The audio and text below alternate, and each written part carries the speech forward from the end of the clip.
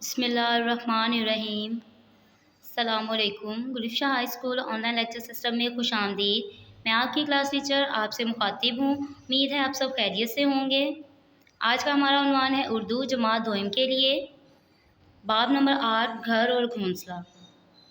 सबसे पहले हम करेंगे इसके अल्फाज मायनी। पहला लफ्ज़ देखें, झाड़ियों। झाड़ियों के मायने हैं छोटे पौधे। घोंसला परिंदे का घर। मुश्किल अल्फाज हैं इसके, घोंसले, झाड़ियों, बेचारा, परेशान, नुकसान, चुभते, वाकई, असरात। ये मुश्किल अल्फाज वो जो हमारे सबक में सुर्ख रंग से लिखे गए हैं। जवाब करेंगे अब हम। सवाल नंबर 1 है, इब्रार और एमन कहाँ गए थे?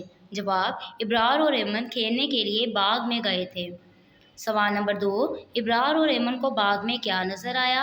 जवाब, इब्रार और एमन को बाग में चिड़िया का घोंसला नज़र आया।